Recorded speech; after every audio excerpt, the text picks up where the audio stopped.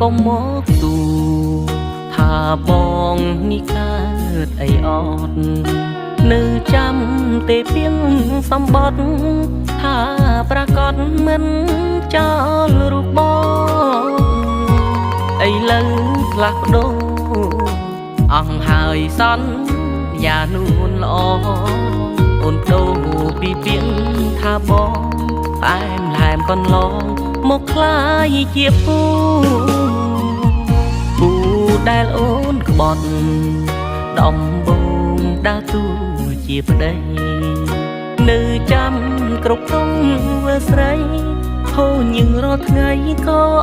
បងនៅស៊ូការខំប្រឹងនេះទួងហត់មិនហ៊ានរកដល់ពេលស្រឡាញ់យូរ